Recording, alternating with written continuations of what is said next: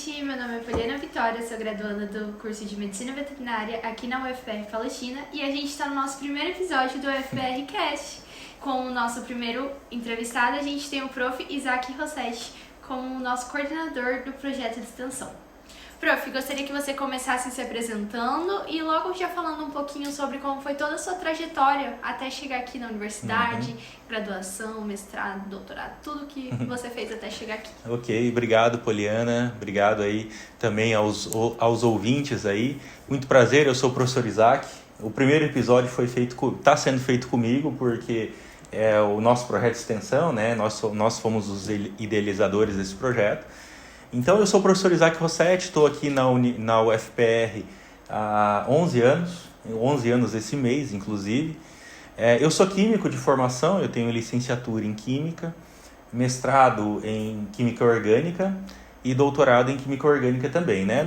Na graduação, então, eu me graduei licenciatura em Química, então eu sou habilitado para dar aula, né? Que é um curso de licenciatura.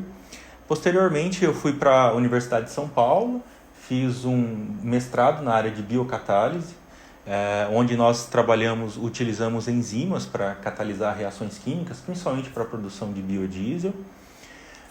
Depois engatei o doutorado, daí eu trabalhei também em química orgânica, porém eu trabalhei com síntese orgânica. A gente sintetizava alguns alcaloides no laboratório com o intuito para tratamento de câncer de mama e algumas outras doenças assim. Depois, em 2014, eu passei no concurso aqui na universidade, vim para cá. Em 2019 eu saí de novo, fiquei um tempo fora, fazer um pós-doutorado, daí eu trabalhei com química quântica computacional aplicada à química orgânica. Então, de 2019 até agora eu trabalho nessa área, né? Então, tudo isso foi essa trajetória, né? Então, graduação 4 anos, mestrado 2 anos, doutorado mais 4 anos e um pós-doutorado aí de 1 ano. Uhum.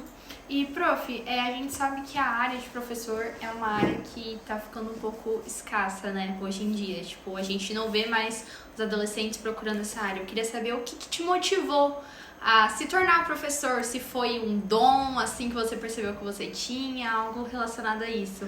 Assim, eu sempre gostei de ensinar, né, então... quando eu estava no colégio ainda, eu não sabia se eu queria química ou física. Eu queria uma dessas duas graduações. Acabei prestando vestibular para química. E antes de prestar vestibular, eu não sabia, estava mais tendendo a ir para a indústria, né? Mas quando eu cheguei na universidade, vi meus professores lá, eles tinham muito conhecimento, né? Então, daí, a partir desse momento, eu falei, não, então eu quero seguir o que eles fazem, né? E eu gostava muito do ambiente acadêmico, né? Do ambiente de aulas, de pesquisa. Então, foi nesse momento que eu falei assim, não, então é agora, é isso aqui que eu quero. Só que como que eu faço para seguir isso, né? Para alcançar esse objetivo? Eu sabia que ia ser um período muito longo para alcançar, né? Então, para alcançar isso, eu tinha que terminar a faculdade, entrar no mestrado, doutorado numa universidade muito boa, conceituada, e depois ainda a batalha de passar no concurso, né? Então, mas respondendo, né, a sua questão aí, foi quando eu entrei na universidade. Sim, e você chegou, tipo, ministrar algumas aulas, tipo... no caso aqui na faculdade a gente tem as monitorias, né? Que a gente pode ajudar os outros alunos. Se você chegou a fazer isso para, tipo, perceber se realmente, não, eu consigo ser professor ou... Sim, eu fui monitor, como a minha faculdade era 4 anos, então eu fui monitor durante 3 anos. Então, o primeiro ano eu não dei monitoria, né? Porque minha faculdade era anual, isso é uma curiosidade. Hoje em dia é muito difícil você encontrar faculdades anuais, ou seja, você faz a disciplina durante 1 ano.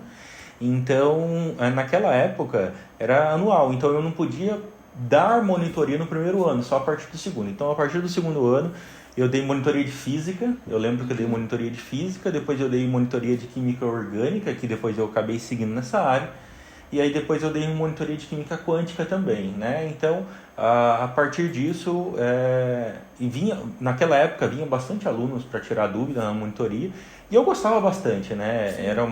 E eu acredito que eu tenho um pouco de paciência assim para lecionar, então naquela época eu já sabia, não, então é isso que eu quero, na monitoria eu vi que dava para fazer isso, então a gente foi. E quais as suas matérias aqui na faculdade, que você leciona elas? O que você abre a mente dos seus estudantes. Então, Poliana, assim, as disciplinas que nós damos aqui na universidade depende bastante do tipo do concurso que você fez aqui na universidade, né? Então, quando eu prestei o concurso aqui em 2014, os pontos do concurso era de química orgânica e bioquímica, né? Então, só que assim, como eu sou formado em química, então, em teoria, eu posso dar aula em qualquer área da química, né? Então, química geral, química orgânica, química inorgânica, físico-química e química analítica. Mas como eu me especializei em química orgânica, então as minhas disciplinas, a maioria são química orgânica. Então, majoritariamente eu dou aula para o curso de Ciências Exatas, nas disciplinas de Introdução à Química Orgânica, depois Química Orgânica 1, 2 e 3. E também eu dou aula de Química Computacional, mas é uma disciplina optativa. Então, eventualmente essa disciplina é ofertada. E eu ajudo com Química Geral, né? Então, quando tem a necessidade de dar Química Geral, principalmente para os cursos de Agronomia, Biologia, eu já dei bastante aula de Química Geral, experimental, que é lá no laboratório. Mas todas essas disciplinas que eu falei são disciplinas da graduação. Então, são disciplinas que a gente está dando para os alunos que estão estudando para se formar. No entanto, a gente também tem um curso de pós-graduação aqui, mestrado e doutorado. Então, eventualmente, pelo menos uma disciplina por ano a gente pega na pós-graduação, ou uma ou duas, dependendo da quantidade ali e a necessidade. Então, na pós-graduação eu dou aula de espectroscopia de ressonância magnética, dou aula de química computacional, dou aula de enzimologia, eu já dei aula de enzimologia aqui, né? Então, varia bastante, né? A disciplina da pós é mais a gente que escolhe que disciplina que a gente quer dar. Na graduação, não. As disciplinas estão lá e é atribuído para a gente dar aula. E, prof, como você monta esse seu roteiro para dar as aulas? Assim, você tem alguma estratégia específica? Porque todo mundo sabe que cada turma tem um tipo de aluno, tudo, então tem que, querendo ou não, o professor tem que se adequar a todas as dificuldades, né? Então, e envolve também laboratório, né? Como você falou. Então, como que você organiza a sua rotina, assim, prepara suas aulas? Então, Poliana, a maioria das minhas aulas são teóricas. Eu dou aula experimental, já vou falar disso daqui a pouco, mas a maioria das minhas aulas são teóricas e na área de química orgânica. E, assim, muita gente pensa que quem dá aula de química mexe muito com números, equações e tal, mas, particularmente a química orgânica, não é isso, né? A gente trabalha muito com moléculas orgânicas, então, mecanismos de reações, então a gente precisa muito do quadro, né? Sim. E quando são desenhos mais complexos, ou alguns mecanismos, algumas reações químicas mais complexas, a gente vai para o slide, né? Então, dependendo da disciplina, né, eu dou aula em slide e no quadro, tá? Eu dou a disciplina também de química computacional, que é optativa, daí é no computador. Então eu dou uma base teórica, eu preparo uma base teórica de algumas aulas ali, depois todas as práticas são computacionais, né? Então essas são as disciplinas teóricas. As disciplinas práticas, elas ocorrem no laboratório, lá no bloco de química, né? Então vou falar principalmente de química geral, né, que quase todos os cursos têm química geral. Então, nessa disciplina, a gente já tem uma apostila com os experimentos já durante o semestre inteiro e a gente segue essa apostila, né? Então, os experimentos já estão lá pré-definidos, então a gente vai para o laboratório. No início da aula, eu instruo os alunos, o experimento vai ser esse, vai funcionar mais ou menos dessa forma. Sempre obrigo eles a utilizar os EPIs de proteção. Sim. E depois a gente executa a aula. E no final é feito um relatório, né? Então as minhas aulas são mais ou menos desse tipo. Às vezes eu avalio por avaliações normais, às vezes seminários, às vezes algum outro tipo de atividade para fazer em casa. Então, assim, igual você falou, tem turmas e turmas, né? Então o professor sente a turma. Se dá para puxar um pouquinho mais, talvez ele puxa, o que é bom, às vezes não tanto, né? Então, cada semestre é diferente. E o que você acha mais desafiador na sala de aula, assim, durante o período que você dá as aulas, assim, os semestres? Então, a gente passa por muitos desafios, né? E esses desafios, eles vão mudando com relação ao tempo, né? Então, assim, um dos desafios que a gente tem aqui, particularmente eu e outros professores temos isso, nós damos aula, a maioria das nossas aulas são no período noturno, né? Então, tem muitos estudantes que vêm de fora, né? Eles trabalham o dia inteiro, depois eles vêm estudar à noite. Então, assim, é um tipo de desafio, um tipo de aula, talvez seja um pouquinho diferente, porque os alunos eles têm essa característica um pouco diferente, né? Talvez teria que levar ela de uma forma mais leve.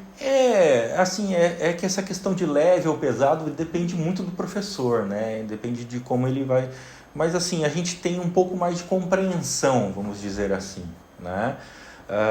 Mas outros desafios que a gente enfrentou e vem enfrentando aqui, por exemplo, o uso da tecnologia hoje em dia, né? A gente tem que utilizar a tecnologia a nosso favor. Só que é muito difícil a gente tentar achar essa maneira de utilizar ao nosso favor. Então, por exemplo, você pede um relatório para o aluno fazer em casa. Hoje em dia tem essas inteligências artificiais, que também vai ser um tema do podcast mais para frente, que muitas vezes copia e cola, então a gente tem todas essas dificuldades aí. O uso de celular em sala de aula, eu particularmente eu não sou um professor que me incomodo muito, né? Mas eu observo, né? Eu, só na minha mente, assim, o aluno está usando o celular, não está prestando atenção na aula e tal.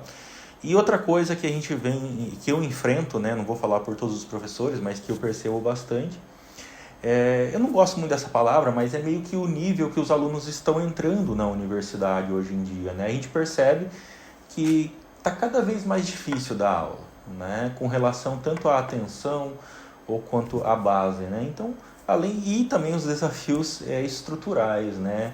Às vezes a gente tem algum problema de sala de aula, assim, mas isso a gente vai tentando contornar. E agora em relação às suas pesquisas, durante esse tempo que você está aqui na faculdade, você já realizou, você está realizando, quais pesquisas científicas você está mexendo? Então, essa é a parte mais legal, no meu ponto de vista é a parte mais legal, porque no mestrado e doutorado a gente faz pesquisa. Então, quando você entra para ser professor numa universidade, muitas vezes você quer continuar fazendo pesquisa, né? E particularmente é uma área que me interessa bastante, né? Sim, eu realizo pesquisas aqui na universidade, tanto de iniciação científica, TCC, mestrado e doutorado, né? De iniciação científica a gente trabalha, quando eu entrei aqui a gente trabalhava com parte experimental, mas hoje a gente trabalha mais com parte computacional, de simulações. Então a gente trabalha com projetos voltados à simulação de processos químicos e de reações químicas em computador, estudar como algumas moléculas, átomos interagem entre si, reagem entre si. No mestrado e doutorado a gente trabalha com química quântica computacional, onde particularmente, né, alguns projetos que a gente desenvolve estudo computacionalmente de grafeno, óxido de grafeno, com proteínas, estrutura de proteínas, tudo voltado para a química computacional, né? A vantagem dessa área é que você não precisa de um laboratório para você for lá e executar um experimento, né? Você precisa de computadores bem potentes aí para executar as simulações e acesso à internet. Então isso se torna bastante versátil, esse tipo de pesquisa. Então é isso que a gente tá fazendo hoje em dia. Então, estudando algumas reações químicas, a parte de astroquímica também, formação de moléculas orgânicas no espaço, e a parte de espectroscopia de ressonância magnética nuclear também. Então, de modo geral, é isso que a gente trabalha. E na sua visão como professor e pesquisador, o que você acha sobre a importância das pesquisas hoje na sociedade? Assim, o que elas impactam? Então, Poliana, assim, a gente tem que começar a perceber que o que é feito dentro das universidades, institutos de pesquisa, afeta todo mundo. Não só as pessoas, mas como o planeta inteiro. Né? Então, e muitas vezes a gente percebe, nós aqui dentro, nós percebemos que muitas vezes a sociedade não tem essa noção. Por exemplo, muitas vezes uma pessoa usa um celular, mas ela não sabe o quanto de pesquisa teve que ser feita para desenvolver um aparelho como esse, né? Então, assim, existem pesquisas muito interessantes para desde tratamento de doenças, novos materiais. E assim, nós temos que cada vez mais mostrar isso para a sociedade, que essas pesquisas elas são importantes, né? Como que a gente mostra isso? Dentro da universidade a gente pode mostrar com um projeto de extensão mesmo. Porque qual é o produto da pesquisa, geralmente? Você lá, no meio do caminho, você produz um artigo científico, mas esse artigo científico, essa publicação, ela é algo muito técnica. Então, muitas vezes a sociedade ela não está pronta para interpretar isso. E uma das maneiras de a gente fazer isso é divulgação científica. Então, se a gente conseguir aliar a pesquisa científica com divulgação científica, que já tem muita gente fazendo isso, muita gente não, mas aqui no Brasil está começando legal, tem alguns influenciadores de divulgação científica legal aqui, a gente consegue mostrar isso para a sociedade. E tem algum projeto, além dos que você já comentou com a gente, que você gostaria de dar um ênfase a mais? Que seja um projeto assim, que você acha que, como eu posso dizer, que ele tem um potencial a mais ali pra gente. Legal. Então, tem um projeto que a gente está desenvolvendo, inclusive com alunos de iniciação científica. A gente está tentando entender como uma proteína ela interage quimicamente, fisicamente, com uma folha de óxido de grafeno, né? Porque o óxido de grafeno ele pode ser utilizado como carreador de fármacos, né? Levar o fármaco até uma determinada região do corpo, enfim, né? E a gente sabe que os fármacos eles interagem com as proteínas, muitas vezes para ter atividade biológica. Então, se a gente entender esse mecanismo de como uma proteína interage com grafeno e óxido de grafeno, a gente pode melhorar essa biodisponibilidade, vamos dizer assim, dos fármacos, né? Então, isso é uma pesquisa bastante interessante que a gente está fazendo. E uma outra que eu quero destacar aqui também, inicialmente a gente está buscando entender como é que forma as primeiras moléculas de sacarídeos no espaço interestelar, né? Então, isso é bastante interessante. Não tem uma aplicação prática direta logo, como o primeiro exemplo que eu dei, mas é bastante interessante porque a gente consegue entender como que moléculas pré-bióticas surgiram, ou seja, moléculas importantes para a vida, mas que surgiram antes da vida. Nós chamamos isso de pré-biótica, né? Então, é uma pesquisa básica, mas eu gostaria de dar ênfase nisso também. E, prof, agora um pouco fora da faculdade, mas ainda que tenha relação, você participa de alguma atividade da comunidade, assim, algo relacionado que interfere, né, a faculdade, os seus projetos com a sociedade em si? Então, igual eu falei anteriormente, né? Essa interação entre universidade e sociedade, principalmente é feito com projetos de extensão. Quando eu cheguei aqui na universidade, eu participei um tempinho do projeto de extensão de plantas medicinais, né? Fiquei ali em torno de 2 anos com as meninas lá da Plantas Medicinais, onde a gente fazia diversas atividades. A gente ia lá para a PAI cultivar plantas medicinais com os alunos lá da PAI, o clube de vovô, enfim, né? Que a gente fazia esses tipos de atividade. Depois eu parei um pouco de fazer extensão, me foquei mais na pesquisa, e agora eu estou com esse projeto, né, do UFPRcast, que o principal intuito é exatamente isso, inicialmente mostrar o que a universidade tem feito de legal e importante para a sociedade e mostrar isso para a sociedade. Então, além da pesquisa, a gente faz esse projeto. Esse nosso projeto, ele traz, assim, algo que muitos alunos dentro da faculdade não têm reconhecimento também. Exatamente. Então, trazer isso para as pessoas de fora também é uma visibilidade muito grande. Tem muitos projetos que eu tenho certeza que a gente vai conhecer por aqui, que os alunos aqui, às vezes, não têm nem ideia. Exatamente. Então... E esse é somente o primeiro episódio, né? A gente vai gravar vários episódios, né? E a gente vai tentar mostrar isso para a sociedade. Prof, uma curiosidade da gente como aluno, que às vezes até a gente comenta por aí, o que o professor faz fora da faculdade? Como que é a vida do professor, né? Às vezes a gente fica, nossa, mas esse professor, o que será que ele faz da vida dele fora daqui? Como que é a sua vida? E é interessante, né? Essa pergunta é bastante interessante, porque eu já fui aluno e via meus professores fora da universidade, e hoje eu sou professor, né? Então, a gente anda aí pela cidade, a gente encontra, professor, beleza e tal, né? Então, assim, a gente tem uma vida normal também, né? A gente sai, se diverte também, né? Enfim. Mas, assim, o que eu gosto de fazer, né? Fora dos muros da universidade, vamos dizer assim.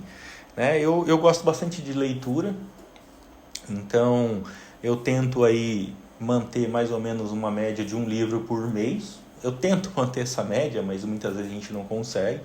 Então, leitura, principalmente leitura de biografia de cientistas, de ficção científica, eu também gosto, de filosofia, geopolítica, eu também gosto desses temas. Nos momentos que a gente está em casa, tranquilo, muitas vezes à noite ou final de semana, a gente gosta, igual aluno, a gente gosta de assistir filme, a gente gosta de assistir série, né? Então, eu sou igual vocês, né? Outras coisas que a gente gosta como hobby, né? Eu tenho a minha guitarra, que ultimamente eu não tenho praticado muito, né? Então, tem vários professores que tocam bastante instrumentos musicais, e eu gosto bastante de outras atividades ao ar livre também, eu gosto. Como mexer com jardim, cultivar plantas, enfim. Então, são essas atividades assim. E alguma outra vez a gente sai para um lugar, tomar uma cerveja, enfim. Né? Então, é normal. Pra você é baladeiro?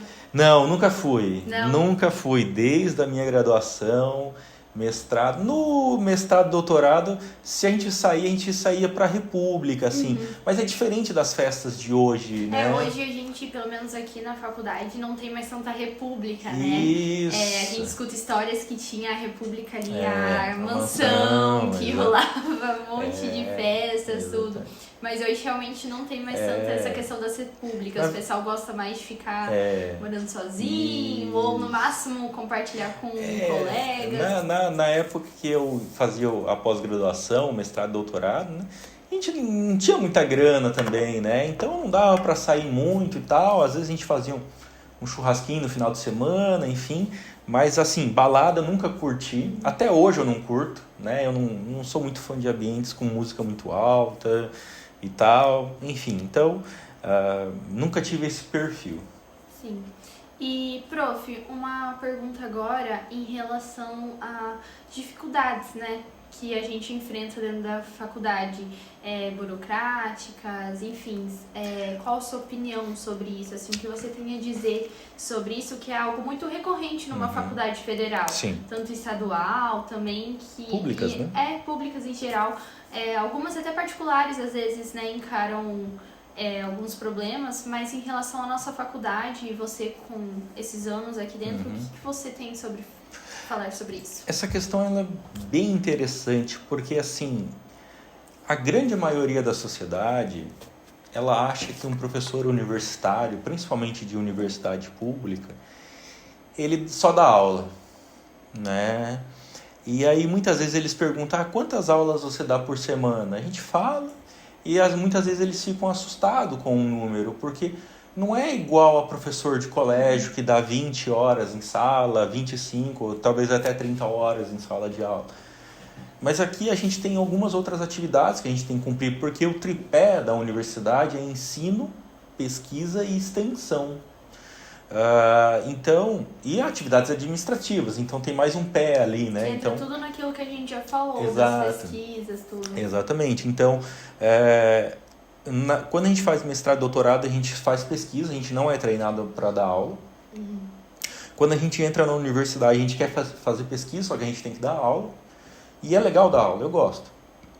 Fazer extensão e as atividades burocráticas. Eu chamo de atividades burocráticas, mas são atividades administrativas, que são coordenação de curso, coordenação de pós-graduação, comissão de estágio, comissão de atividades formativas, enfim, comissão, quando vai ocorrer uma eleição para coordenador, vice-coordenador, enfim, tudo a gente tem que estar organizando e fazer, então tudo isso é atribuição de professor, né? Então, muitas vezes o que a gente menos faz na universidade é estar em sala de aula.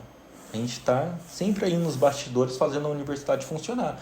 E a gente faz dessa maneira. Atividades silenciosas para a sociedade, vamos dizer assim, a sociedade não vê a gente fazendo, mas a gente está lá, né? Todos os dias, às vezes final de semana a gente está fazendo, mas a gente gosta, né? Então, se a gente faz o que gosta, é legal. E entrando nessa parte das universidades públicas, como que você acha que é o papel da universidade pública hoje no Brasil? Então, Poliana, assim, eu sou filho de escola pública, desde lá do primário, na Escola Municipal José de Alencar, eu estudei do primeiro à quarta série, que agora mudou um pouco, né? Então, Antes era a primeira e a quarta série, depois eu fiz da quinta série até o terceiro ano no Colégio Estadual Presidente Roosevelt, lá em Guaíra, né, Paraná. E depois eu fui para a Universidade Estadual do Mato Grosso do Sul, fiz a minha graduação. Então, 4 anos mais de instituição pública. Depois eu fiz 2 anos de mestrado e 4 anos de doutorado na USP, então são mais 6 anos de universidade pública. E depois um pós-doutorado na Federal de São Carlos, que é outra instituição pública, né? E assim, a gente que passa por muitos lugares, assim, a gente começa a perceber, isso fica muito claro, né, o papel da universidade na formação da sociedade, qual é a sua importância, né? Então, assim, é um pouco triste a gente ver muitas vezes pessoas, enfim, não vou entrar em muitos detalhes aqui, criticando o que acontece dentro de uma universidade pública, mas elas não estão aqui para ver o que está na universidade pública, né? Então, assim, durante todo esse tempo que a gente passa estudando numa instituição, a gente vê que a gente encontra muitas pessoas que, se não fosse uma universidade pública, uma escola pública, uma universidade pública, elas jamais teriam condições de fazer um ensino superior, ter uma faculdade, uma graduação e tentar melhorar de vida, né? Então, eu acho que o papel da universidade pública, além de, não é só ter o título, mas é formar pessoas, tanto pessoas profissionais quanto pessoas para a sociedade. E qual a sua, como eu posso dizer, o seu legado, assim, o que você pode dizer para os adolescentes que eles querem seguir essa carreira de acadêmico, de professor e tudo mais? Essa questão, né, hoje em dia está sendo muito falada, né? Você vai em colégio, segundo, terceiro ano do ensino médio, a gente pergunta para os alunos, talvez um ou outro, ou às vezes nenhum, levanta a mão que quer ser professor, né? Então a gente vê isso muito hoje, essa baixa procura para ser professor, né? Então aí já está um ponto muito, muito importante, porque daqui a uns anos vai começar a faltar muitos professores aí, né? E se você consegue entrar numa universidade, talvez você pense em fazer um mestrado, doutorado e se tornar um professor de terceiro grau, né, que é professor universitário. Bom, primeiro você tem que gostar muito de uma área específica, né? Então, se você já acertou a sua graduação, legal, né? Bacana, mas dentro da graduação tem diversas áreas, né? Eu sou químico, você está fazendo medicina veterinária. Dentro da veterinária tem diversas áreas que depois lá no mestrado, doutorado, você pode se especializar, né? Então, quando você decide fazer um mestrado e doutorado para se especializar, você tem que tentar aproveitar ao máximo, ser produtivo, participar de congressos, tentar publicar artigos científicos, participar de reuniões de grupo. Isso vai formando o caráter e essas questões mais profissionais de um professor de universidade. Então, o que eu falaria, né, para alguém que está pensando em seguir essa carreira, né? Como qualquer outra, você tem que ter dedicação, você tem que se destacar, né? Não tentar ser o melhor, aquela obsessão de ser o melhor de todos, mas tentar fazer bem aquilo que você está fazendo, porque isso de uma hora, em certo momento, isso vai ser reconhecido, né? Então, curtir o momento, beleza, curte bastante, mas aproveite, porque essa é a melhor fase da vida. Na realidade do professor, ele passa despercebido, assim? Tem algo assim que você acha que nós, como os estudantes ou a sociedade, não percebe, assim, algo na realidade do professor que acaba sendo uma dificuldade para vocês? Então, eu acho que muitas pessoas que estão fora da universidade, muitas vezes elas não entendem a dificuldade que é você ser professor de uma instituição pública. Às vezes, é fácil ser professor? Não. Na verdade, assim, é muito legal você ir em sala de aula, dar aula, ver o aluno aprendendo e tal. Mas até a gente chegar lá, tem muitas coisas por trás. Então, são desafios estruturais, desafios de materiais, muitas vezes. Às vezes a gente tem que comprar coisa com o nosso próprio dinheiro, né? Isso é uma realidade. Claro, tirando uma ou outra universidade pública no Brasil, né, que às vezes não tem essa realidade, mas a grande maioria das universidades públicas são assim, né? Então, a gente chega na sala, muitas vezes as condições elas não são das mais adequadas, mas mesmo assim a gente vai mantendo aí a esperança e é legal, o legal de ser professor é que todo semestre a gente, é como se fosse uma virada, um réveillon, sabe? Então, assim, pô, os alunos ficam com essa expectativa, né? Nossa, eu vou ter aula com quem semestre que vem? Como é que vai ser a disciplina? Nós também como professores. Nossa, como que será que vai ser a minha turma? Será que vai ser legal? Como é que vai ser? Então, tem tudo isso.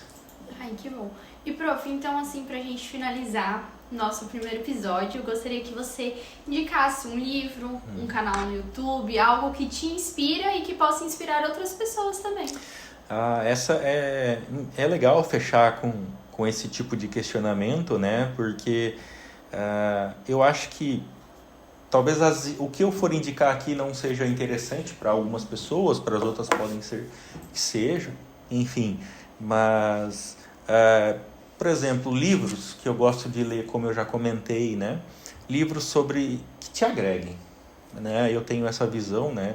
De livros que te agreguem. Então, livros sobre biografia de grandes pessoas, não precisa ser grandes cientistas, mas pessoas que foram muito importantes para a sociedade e para o mundo, né? Eu gosto muito de ler sobre história da ciência, né? Então, divulgação científica. Então, eu sou muito fã dos livros do Carl Sagan, de divulgação científica.